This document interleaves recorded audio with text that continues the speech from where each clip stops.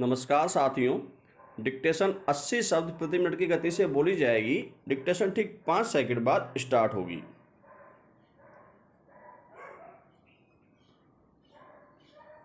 Start. लगभग 30 साल पहले जब मैं पत्रकारिता की दुनिया में आया ही था, तब स्थानीय नगर निगम में यह बात आई कि नए बजट में विद्युत शवदाह की व्यवस्था की जा रही है। तब मुझे यह बिल्कुल नया मगर एक प्रगतिशील कदम लगा था। इससे पेड़ और लकड़ियों का कटना रुकेगा, वायु प्रदूषण रोकने में मदद मिलेगी और पर्यावरण संरक्षण को लेकर कई बातें सामने आई थी। यह प्रयास सुर्खियों में आया और परंपरा में विश्वास रखने वालों से इतर कई हलकों में इसकी तारीफ हुई। आगे किन वजहों से उस समय वह योजना अधर में लटक गई, यह पता नहीं चल सका। उसमें शवों की अंतिम क्रिया को लेकर एक ऐसी व्यवस्था की बात आई जिसमें गरिमा भी बनी रहे और हम प्रकृति के लिए कुछ कर भी सकें। शवों की गरिमा की बात इसलिए आती है कि हम जिनके साथ जीते रहे, सुख दुख बांटते रहे, मरने के बाद भी उनका न्यूनतम सम्मान भी रख सके। आज स्थितियां बहुत बदल गई हैं। पता नहीं क्यों एक भय जैसी वजह इतनी हावी हो गई कि आस पड़ोस के लोगों की तो दूर अपने सबसे प्रिय की मौत पर भी हमारी संवेदना उसी मनोविज्ञान से संचालित होती है। कुछ दिन पहले मोहल्ले के कुछ लोगों ने बताया कि शमशान में एक खाली जगह पर कुछ लोग शवदाह के लिए आए हुए हैं और किसी अज्ञात शव का दहन करने जा रहे हैं। ऐसा लगता है किसी कोरोना मरीज की मृत्यु हो जाने पर उसका शव हमारी परिसीमा में लाकर दहन किया जाने वाला है। इसे रोका जाना चाहिए क्योंकि इससे महामारी फैल जाएगी। इस समय संक्रमण के स्वरूप को लेकर जिस तरह की बातें आम लोगों के बीच हावी है, उसके मद्देनजर एक बारगी में ये बातें सही लगी। कुछ लोगों को साथ लेकर जब मैं घटनास्थल पर पहुंचा तो देखा एक सरकारी एम्बुलेंस खड़ी है।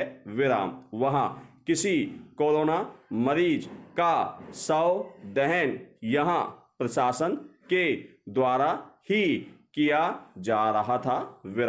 PPE किट पहने हुए कुछ लोगों ने शव को ऐसे उठाया गया जैसे कोई मरा हुआ जानवर हो।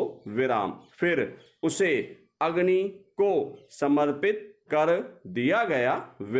कोई विधि विधान नहीं। हम दूर खड़े सारा माजरा सांस रोके देख रहे थे।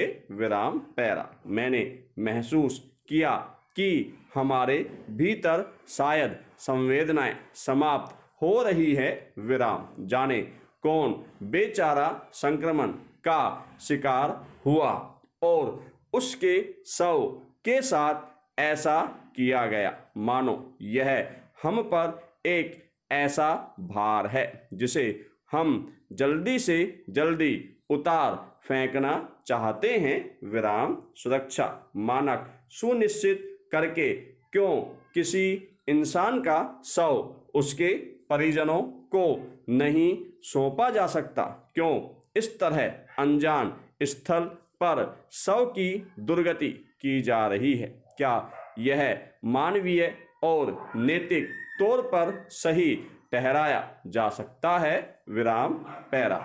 एक दिन समाचार देखा कि कुछ शव समुद्र किनारे आ लगे हैं, विराम खबर थी कि वे शव कोरोना मरीजों के थे जिन्हें समुद्र में प्रवाहित कर दिया गया था, विराम क्या इससे कोरोना का प्रसार नहीं बढ़ेगा, क्या हम में इतनी भी समझ नहीं है कि हम संवेदना का परिचय देते हुए जो इंसानों की पहली पहचान है, कोई ऐसा रास्ता निकाले जो शव के प्रति सम्मान का सूचक भी बने और हम संक्रमण से भी बच सकें। हम अब अपकर्म धत्कर्म करते हुए यह भूल जाते हैं कि जैसा हम आज अन्य लोगों के साथ कर रहे हैं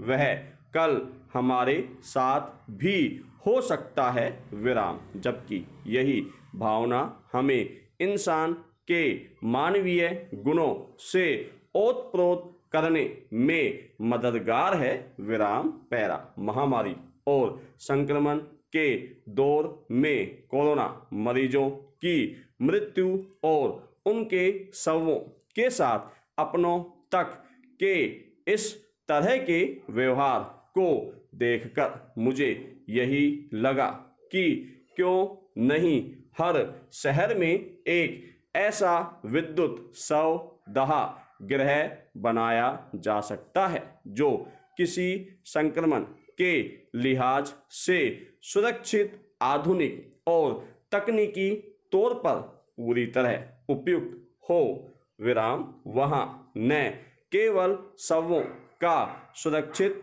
तरीके से निपटान किया जा सके बल्कि उनकी गरिमा और सम्मान का भी पूरा ख्याल रखा जा सके, विराम आखिर हर मृत व्यक्ति से न केवल उनके अपने परिजनों की बल्कि उनके तमाम रिश्तेदार और आस पड़ोस वाले लोगों की संवेदना जुड़ी होती है, विराम दूसरी ओर क्या हमें भी यह सोचना चाहिए कि एक महामारी का भय क्या हमारे भीतर की संवेदनाओं को इस हद तक खत्म कर रहा है कि हम न केवल प्रत्यक्ष तौर पर लोगों से मिलने जुलने से दूर हो गए बल्कि किसी अपने तक इस बीमारी से मरने पर उनके शव से भी दूर भागते हैं। क्या सुरक्षा मानकों का ख्याल रखकर हम अपने भीतर की संवेदना को बचाए नहीं रख सकते, लेकिन आम लोगों की सलाह लेने का, उनके सुझाव को मानने का चलन हमारे देश में कम ही है, विराम सरकार और अफसर आपस में बैठकर जो उचित समझते हैं करते चले जाते हैं और नाम होता है कि यह सब कुछ आवाम के खातिर किया गया है, विराम पैरा। मुझे जाने क्यों लगता है एक लोक हितकारी शासन प्रशासन के लिए आम कायदा है आम जनता के अच्छे सुझावों का आमंत्रण, विराम मगर आज के